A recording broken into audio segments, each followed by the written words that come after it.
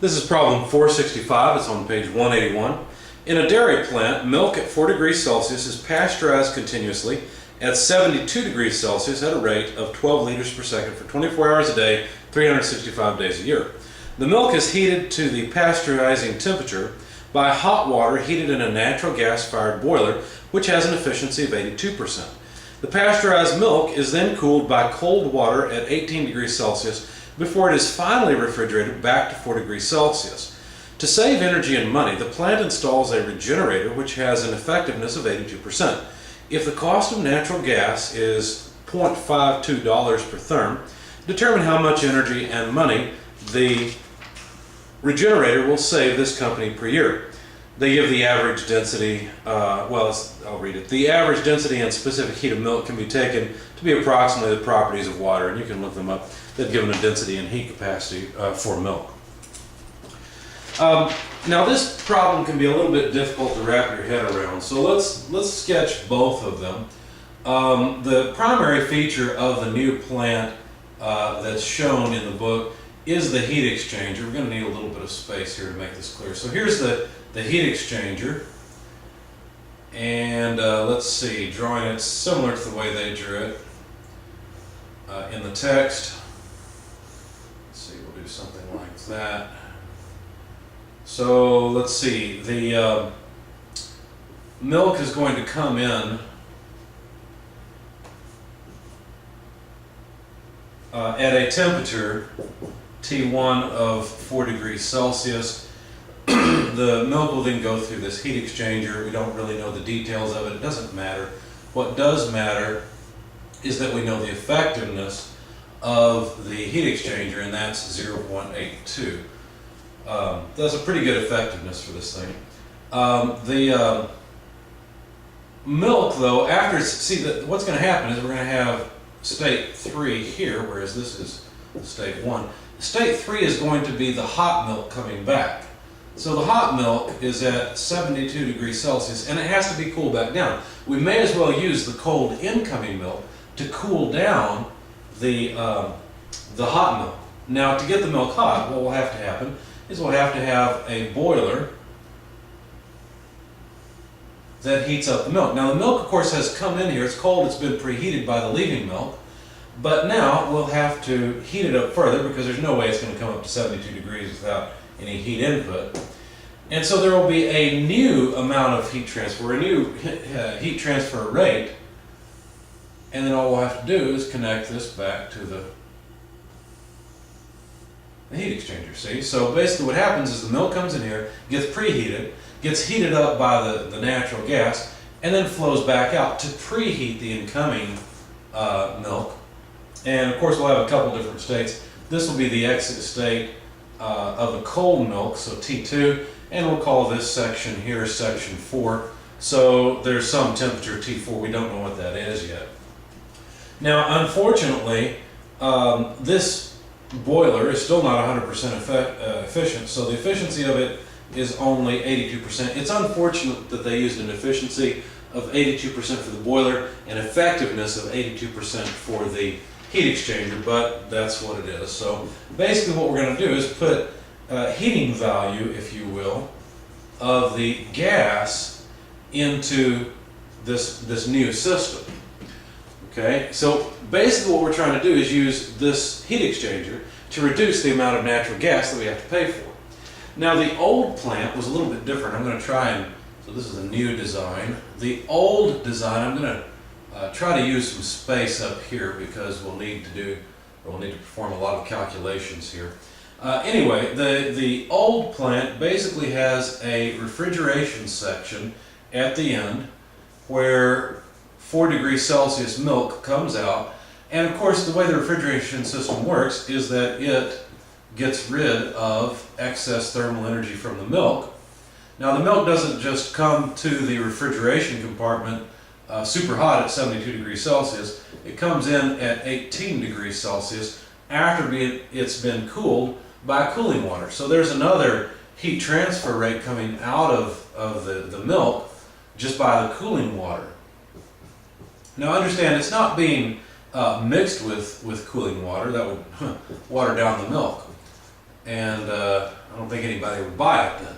But what's happening is that this is just a heat exchanger, just like this is a heat exchanger. So basically what's being proposed is a new way of piping up the heat exchanger more than anything. Anyway, so the temperature here will be 72 degrees Celsius, because you got to get the milk up to its pasteurization temperature to kill off any dangerous things in it. But of course the milk comes in at a temperature of 4 degrees Celsius initially. So basically we're going to heat it up. Now this is the old heat transfer rate. There's still a boiler efficiency of 82%, just like before. And we have to supply that. Let me move it over so I can not go any farther down. We have to supply that heat from natural gas. So this is the old gas flow rate, basically, or the heating value from the gas. So see how this would be much more efficient. Instead of just throwing away all this energy, let's recycle that energy and put it back in to preheat the incoming stream. That's the idea of this new plant design. Now the cost of natural gas, CNG I'll call it, is $0.52 per therm. And your author gives you a conversion factor to go from therms to kilojoules. I'll just write down the result. It's 4.9289 times 10 to the negative 6 dollars per kilojoule of energy. Okay, so we've left ourselves a little bit of room to perform the calculations. Now, another piece of information, in both cases, the volume flow rate of the milk is 12 liters per second. If you multiply that by a cubic meter per 1,000 liters, then we can get that the volume flow rate is 0.012 cubic meters per second. And the amount of time that this plant runs is 24 hours a day, 365 days per year. That comes out to 8,760 hours per year when you take the product of the two. Now, more information: the heat capacity of the milk, 3.98 kilojoules per kilogram per degree Celsius, and the density of the milk, 1,000 kilograms per cubic meter. All right, so we're supposed to find out how much money would be saved by this new proposed plant. Let's start off with the effectiveness. The effectiveness is the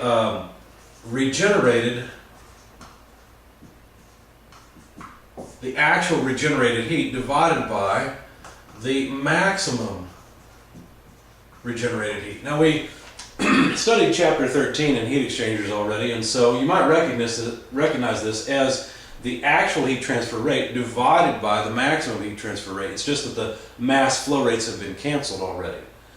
Okay. Now, the amount of heat that is regenerated is actually pretty easy to determine, or to write down in terms of some other things. The regenerated heat will be the regenerated specific heat will be the difference between the enthalpies at streams 1 and 2. Because look, what's happening is heat is flowing into the cold milk that's coming in. All that heat that's flowing in, that is regenerated heat. So this would simply be H2 less H1.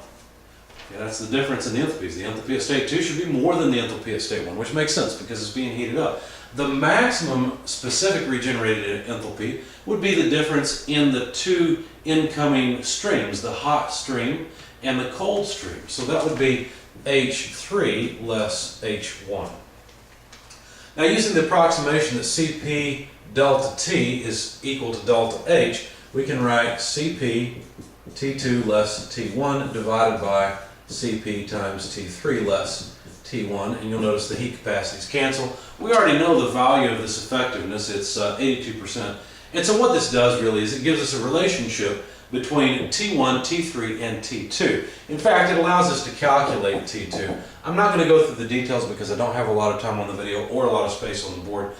What you should do is solve for T2. You already know the effectiveness. See if you can come up with this on your own. You should pause the video. But the answer is 59.76 degrees Celsius. So pause the video, rearrange this equation to solve for T2, plug in the other temperatures, T1 and T3, and see if you can come up, well, and the effectiveness, of course, see if you can come up with the temperature right here. So hopefully you're back. 59 point, this is about 60 degrees. That's pretty good. We went from 4 degrees up to 60 degrees.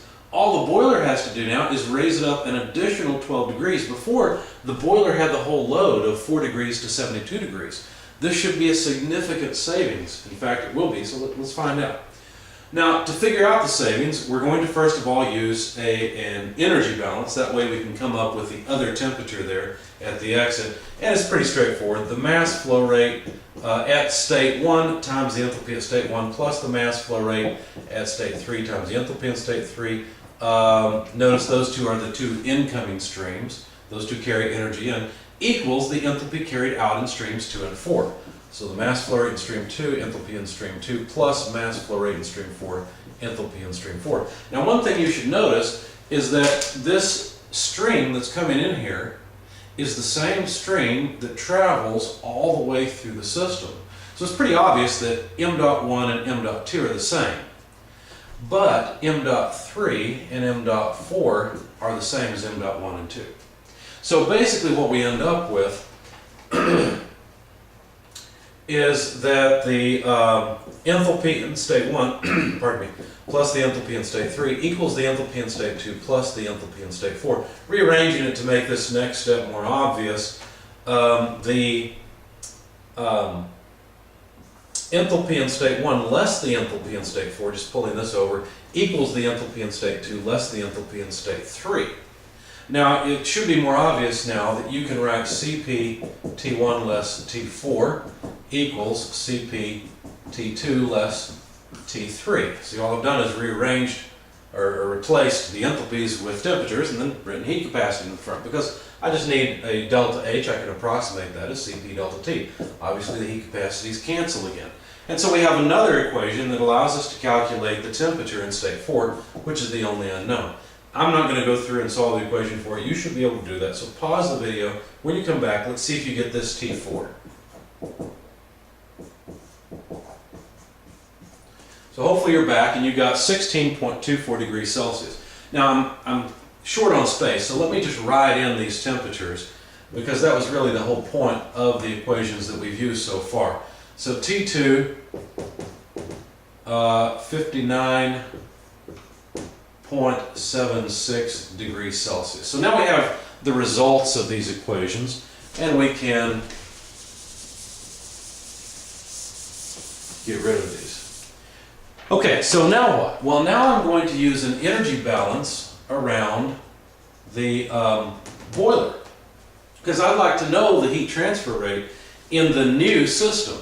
The heat transfer rate in the new system would be equal to the mass flow rate times the heat capacity times the temperature change between states 3 and 2. Because look, state 2 comes in here, is heated up, comes out at state 3. So there's our energy balance. And again, I've already substituted Cp delta T for the difference in enthalpies. Now, I am running short on time on this video. I don't want it to quit before I finish the problem. So I'm going to skip the details. You already know the density. In fact, really this would just be the density times the volume flow rate for the mass flow rate. The density is 1,000 kilograms per cubic meter. You got 0.012 cubic meters per second. Just take the product of that. You'll find that the mass flow rate is 12 kilograms per second. That's trivial. The heat capacity was given. I think I wrote it down. Yeah, there we go, right there. So we can plug that in as well. The temperature in state 3 and 2 is known now that we've solved the heat exchanger. And so you should pause the video and see if you can come up with this heat transfer rate. It is, so pause the video, now hopefully you're back, 584.5824 kilowatts. That's the heat flow rate required in this new boiler. Now, the total amount of heat that is needed will be the heat flow rate multiplied by the amount of time that the heat flows. Now, the heat flows 8,760 hours per year. So again, you can pause the video and plug in the numbers yourself. Basically, I'm going to multiply this number by this number. And we have to be careful because we've got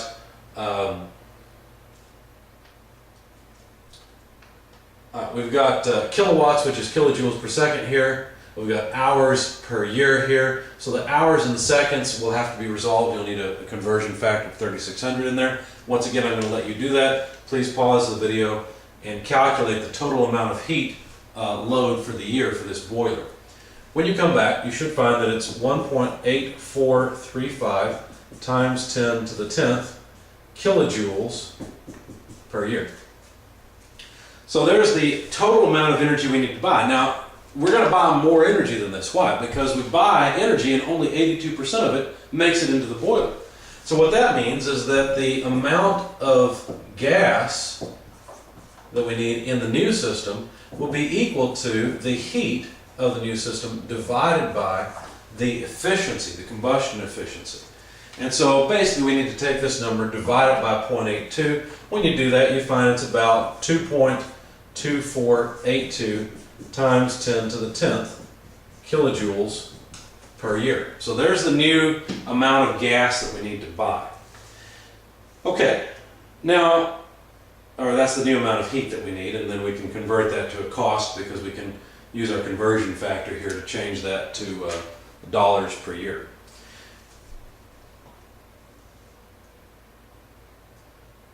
So looking to see if I did that. It looks like that's an intermediate result for me. Anyway, so how about the old system? Well, the old system, if we write an energy balance around the old boiler, look at what the gas has to do. It has to race not from 60 degrees or so to 72, but from 4 degrees to 72. That's a huge change. That's a much larger temperature change. So how much gas is required for the old system? Well, notice that I've pretty much used up this diagram. I have what I need from it. I'm going to erase everything over here so that I have a little bit more space, except for the cost of the natural gas, because we have not used that yet. Okay, so with the old system, what was the heat required? Well, the heat flow rate of the old system would be equal to the mass flow rate of the milk times the heat capacity of the milk times the temperature change. Now let's give these temperatures some numbers. This would be T6. Let's call this T5. Okay, so the exiting temperature T6 less the incoming temperature T5. Of course, this is going to be 12 kilograms per second multiplied by 3.98 kilojoules per kilogram per Kelvin. And then that temperature change is 72 from 4 degrees Celsius.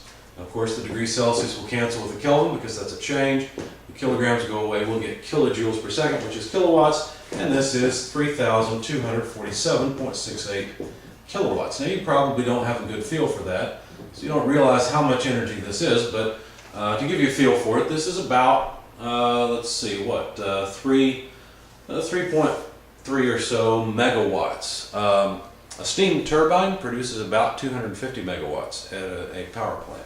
So it's quite a bit of energy. But anyway, let's go back and continue.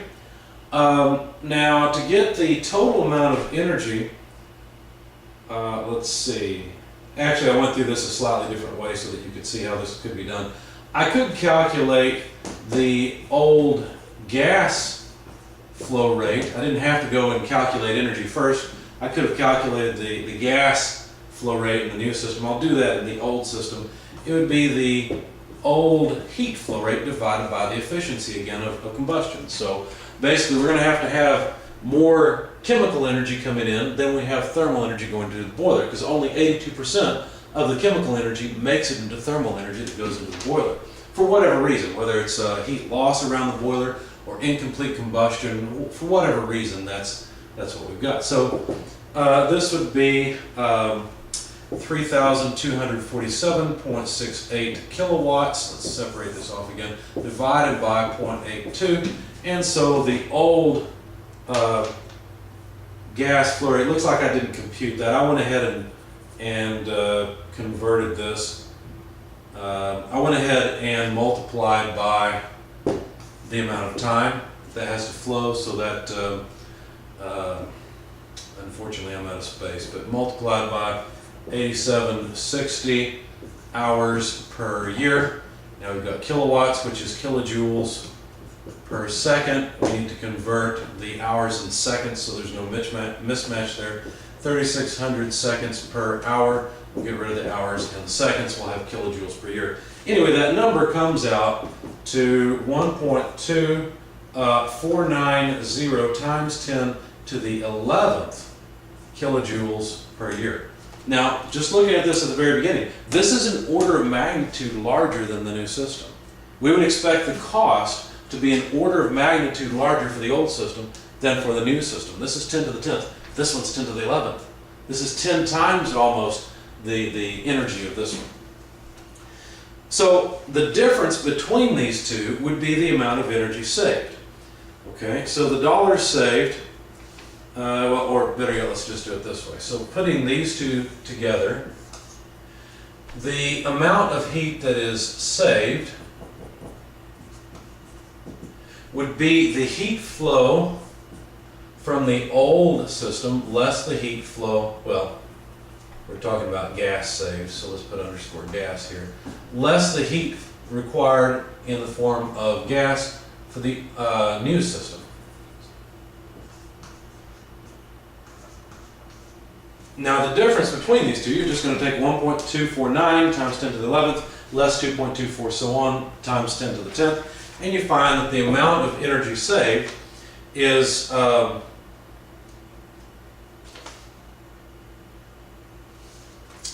1.0242 times 10 to the 11th kilojoules per year. Now if you multiply the cost of natural gas by the amount of energy saved, notice that the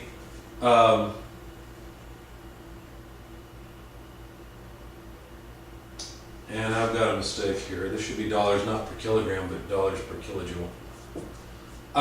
So if you multiply the cost per kilojoule times the number of kilojoules used per year, you're going to find out how much energy can be saved by this change. So even if that heat exchanger is going to cost us something, well, at least now we know how much we'll save, and we can decide if the heat exchanger is worth it or not. So let's find out. So you multiply these two numbers together, the amount of energy saved and the cost or the price of that energy per year, and you'll find that the number of dollars saved per year is $504,810 per year. Now I don't know about you, but I bet I could find a heat exchanger that costs less than $500,000, maybe, I don't know, that would do this. Now notice we're talking about milk, and milk is a very sensitive product. The heat exchanger would have to be practically perfect, have to be made out of stainless steel and very fine finish and all this on all the surfaces. But really, we already have a heat exchanger right here that's using cooling water. So it may be possible to plumb this up differently so that the cold milk flows, instead of going to the boiler first, flows in and acts as the cooling water instead for the hot milk coming out of the boiler. Don't know the details of the situation, but that would be the first thing I would investigate, because it could be as simple as running pipes in a different way and saving $500,000 per year, which is very significant.